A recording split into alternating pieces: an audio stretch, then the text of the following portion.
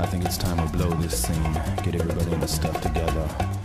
Okay, 3, 2, 1, let's jam. It's been said that Cowboy Bebop is a gateway anime. Look at all the gateways! The show itself changed the way people look at the medium because it melds a plethora of genres from all ranges of everything. 40s jazz, that country western feel, rock and roll, sweet chorus music, noir, romance, action, upbeat, stuffy, cool classical music, tragedy. By creating something totally unique, director Shinichiro Watanabe and composer Yoko Kanno brought into the world something anyone could enjoy, or love or hate if you really wanted to. Cowboy Bebop wasn't the first anime I watched, but it was the first that showed me what anime could be beyond dopamine injections triggered by sweaty, bulky muscles and clashing energy beam fights. When I was 15, a couple of my friends were jizzing over the show's soundtrack. I remember vividly after learning about Adam Smith and the Invisible Hand, the bell rang for lunch and my good buddy turned around and played mushroom hunting for us on his stupid dope Razor flip phone. The conga drum.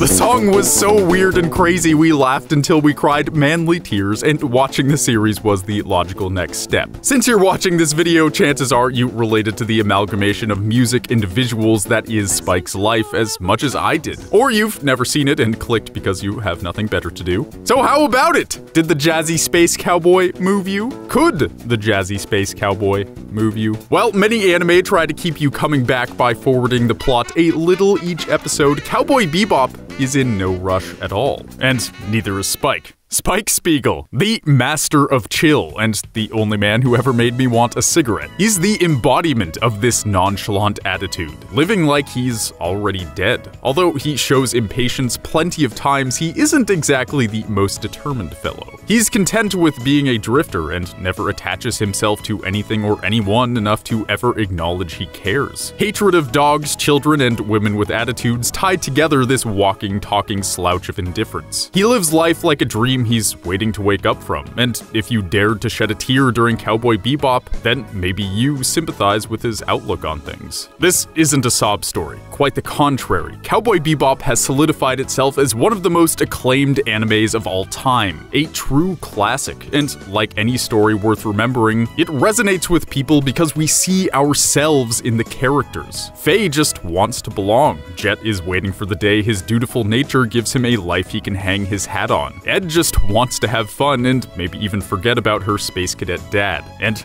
Ein is a cutie, just like you! Then there's Spike. If you've ever wondered about the deeper machinations of Spike Spiegel's mind, if you've ever come to the paradoxical realization that deep indifference is a crisis all its own, then pop a cancer stick between your lips, give it a light, and prepare yourself for dangerous space battles set to a chill, upbeat, jazzy soundtrack for a man who knows not why he's here and the lengths he'll go to feel the beat. This is the story of purpose chased, no matter the year. The story of Spike Spiegel. The story you never knew.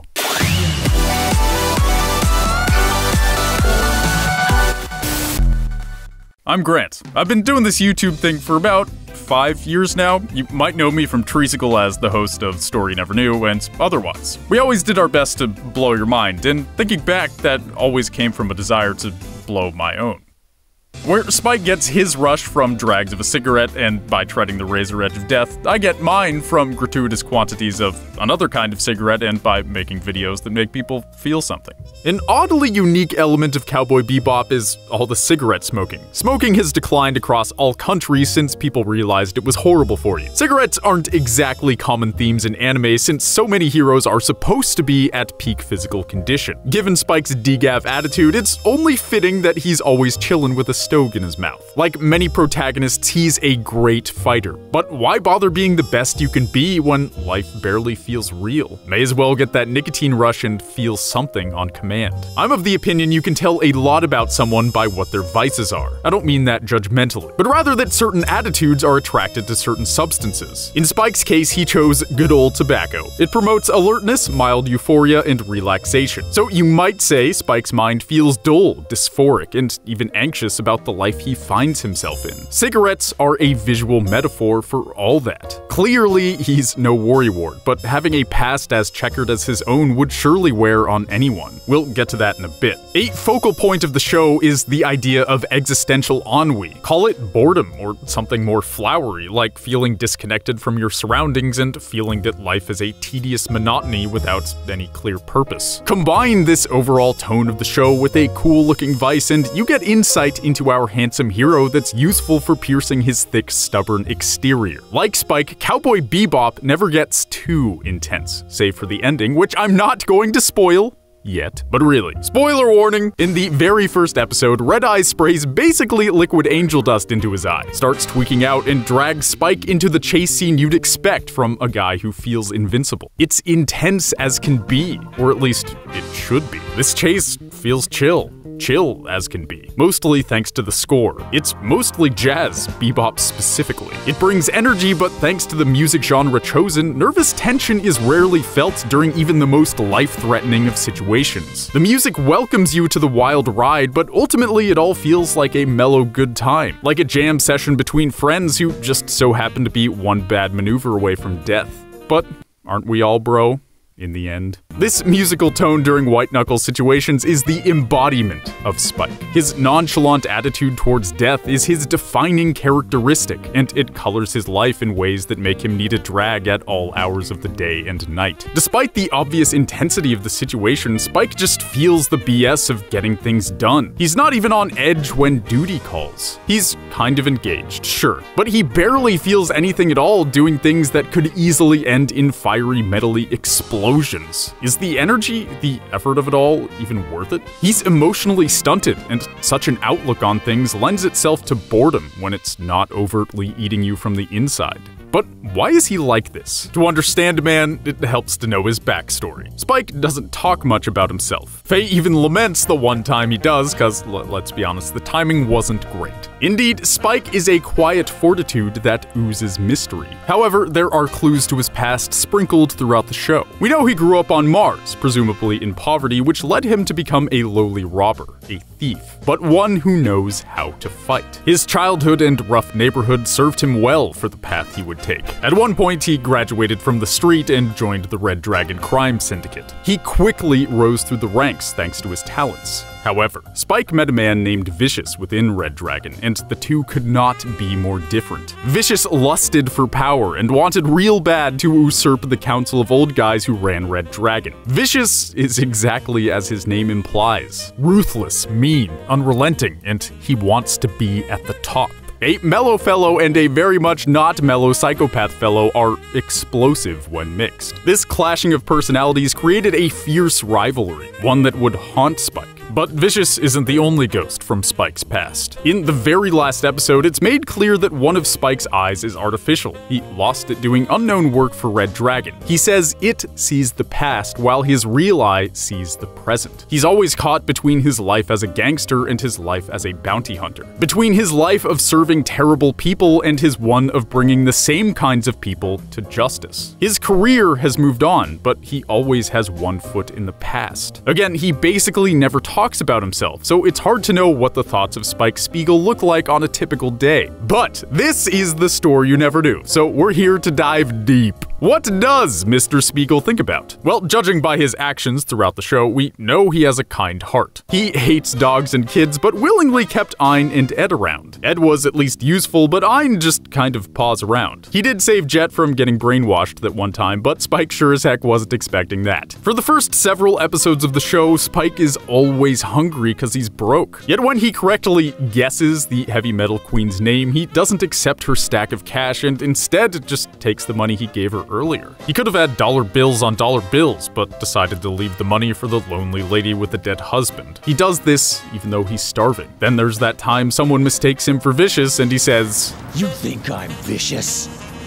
You don't know what vicious is!" Pretty self-explanatory. Also, he doesn't make Faye pay the shipping fees for her weird tapes from her forgotten childhood. Jet was the only one who really seemed to care. Spike isn't selfish. He's even kind and open-minded. He's bored and lost and hungry, but even then he finds moments worth getting lost in with people he clearly but subtly cares about. Now that we've got a reading on Spike's personality and the past that molded it, let's come full circle back to those sweet, sweet cancer sticks. happiness. No matter who you are, you can probably relate to the mentality of someone who needs a drag. Someone discontent with the moment enough to suck on that thing you know is bad for you. Maybe your vice is something else: KFC, a Snickers bar, alcohol, a relationship you know deep down is killing you, excessive exercise, weed, video games, prescription drugs, traveling too much, spankings, or all the things you can inject into yourself if you really wanted. All these things are symptoms of a mind that can't be stilled, that feels there must always be something in between itself and happiness because happiness is not achievable on its own. Getting stuck in a mindset like that is something a lot of people feel. It's a scary place to be. Call it depression, addiction, or chronic discontent. What it is a mindset that doesn't feel life is worth the wait. It's only when you reach for that thing, light it up, stare out the window, and have that moment of reflection augmented by an artificial shift in consciousness that life feels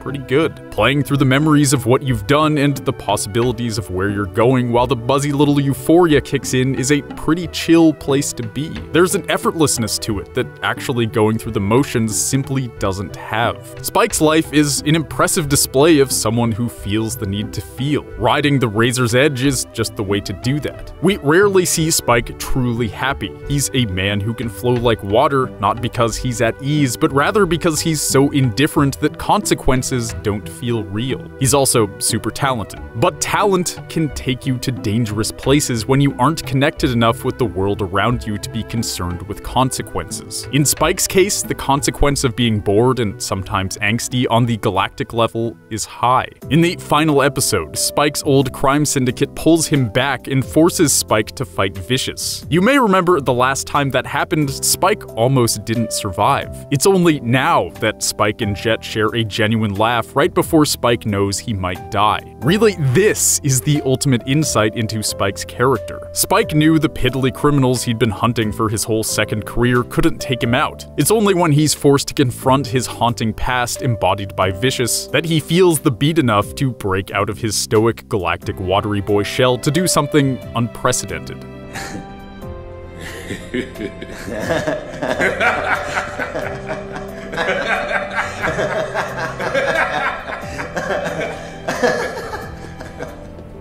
So pure. Too bad it's because Spike feels an exciting tickle from the knowledge of his potential death. After Spike puts a bullet in Viscous and the evil man bleeds out, Spike stumbles into the bright light with his own wound. He gestures and says, "Bang," and collapses to the ground with a pan to the stars in the sky. He's dead, right? It's funny, when interviewed, Watanabe said, "I've never officially said that Spike died. At this point, I can tell you that I'm not sure if he's dead or alive. I think probably rather than being yelled at for killing Spike, I think people are more upset that I might make a continuation." Spike's fate is open-ended, but as far as the meaning behind his story goes, he's crystal clear if you look a little deeper. Like all the other characters, Spike got the answers he was looking for. As lost and indifferent as he seems to be, he was given a synchronicity that eerily resembles a purpose. Viscous, Spike's reviled rival, called Spike back for one last battle, and boy did it make Spike feel something. He'd been drifting around for so long, playing the part of the profoundly lost cowboy, only to come full circle in a way that only real heroes do. Everyone aboard the Bebop is given this gift. Really, Spike's story is just at the center of the universe Shinichiro Watanabe has laid out for us. Everyone in the show has a brush with fate that delivers them answers to questions they'd been dying for. Faye gets a weird, crazy VHS and looks at herself as the little girl she forgot she ever was. She meets an old lady in a wheelchair who remembers exactly who she was, only to run off after barely asking anything. Jet happens upon a man with a bounty on his head who happens to be the boyfriend of one of his ex-girlfriends. It was the perfect opportunity to know why she left without warning all those years ago. She said it was because of how Jet was, so dutiful, responsible, and cautious that she got bored. Thanks to the kind of man Jet was, her life was too easy. Everything was taken care of and she never had a reason to make any decisions for herself. And so, she left without a trace. After hearing this, Jet contently throws the locket that reminded him of their relationship into the harbor. Ed happens upon her long-lost father. Turns out he's as much of an absent-minded and obsessive space cadet as Ed is. He basically just forgot about Ed, and even when coming across his long-lost daughter, or was it his son? Thanks for taking care of my son. Or was it my daughter? He darts off immediately when his obsession calls him. None of these are typical happy endings you'd expect. As unexpected and sort of unsatisfying as these moments are, they are something a lot more profound, interesting, and beautiful than a happily ever after ending would allow. The story doesn't go anywhere in particular, but everyone gets the answers they're looking for. Most episodes are isolated and don't tie into the overarching plot with Viscous beyond character development. Most episodes are getting to know the people in the show who are themselves a part of a universe that is devoid of meaning but is always giving characters odd synchronicities. The universe kindly gives answers they've been craving. Even if those answers are painful, they are moments of closure that help old selves die and lay the foundations for new branches of life paths to grow without being hindered by old ties. Even Spike, no matter what, is completely free from his old life with Red Dragon. The elders are dead, and so is Viscous. Not only did he settle old scores, but Spike also got the closest to death he's ever gotten, despite how close he's been time and time again. Regardless of whether he lived or died, he was set to be reborn. No matter how you think reincarnation works or doesn't, in the Cowboy Bebop universe, it's definitely something worth paying attention to. Sprinkled throughout the show is a shaman, Laughing Bull. In the first episode, this magical man predicts the location of Spike's encounter with a red coyote, and ultimately the chase scene with Red Eyes takes place to the out-of-place yet perfectly placed, upbeat yet chill rock and also jazz music that introduces us to the vibe of this universe adrift in both genre and purpose. Then in Jupiter Jazz Part 2, a child next to Laughing Bull sees a bright star in the sky, and then it falls. That is not an ordinary star, my son. That star is the tear of a warrior. What warrior is it? A lost soul who has finished his battle somewhere on this planet. Oh. A pitiful soul who could not find his way to the lofty realm where the Great Spirit awaits us all.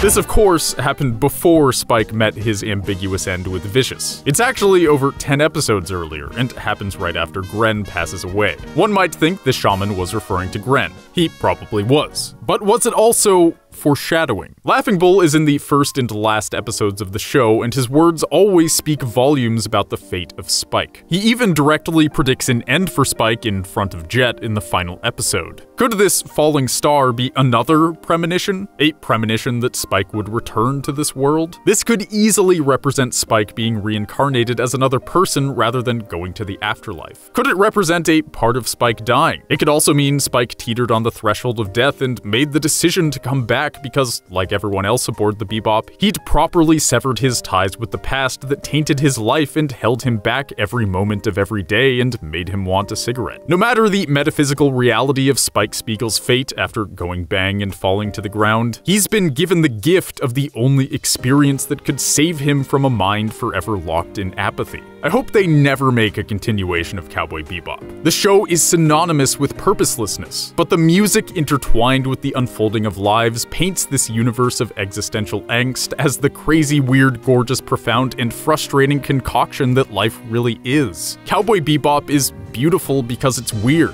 It's weird because it exists between genres, and it's from this strange place that the real strangeness of life bleeds through. Most stories want to tie a bow for you. They want to tell you what it all means. They want to tell you that thwarting the bad guy sparked the motivation to fall in love and quit smoking and live happily ever after. We don't know if Spike lived. Chances are he didn't. We don't know if Faye ever found her way in a future she just one day woke up in. We don't know if Jet ever lightened up or what Ed really even cares about. The chronic discontent might keep eating away at everyone, or they might take the knowledge they happen to collide with and build the rest of their lives in ways that feel like they matter. Did the existential drifters ever find a place in their minds and lives to call home? We don't know. When it comes to the chronic state of mind that needs a drag or a hit or a sip or a Snickers bar or constant reassurance from their lover or fears they're too distant to ever have a lover or can't stay in one place or focus on the task at hand, anyone who was moved by Cowboy Bebop knows what this mind space of a space cowboy feels like. I love Cowboy Bebop for its artistic articulation of everything that life feels like when you happen to find yourself on a path with no clear direction. Everyone stays busy. In Spike's case, it's because he's chasing $1 and a meal. No matter the reason, he never falls into the trap of complacency. His life remains in motion, despite the disconnect he feels from the world around him.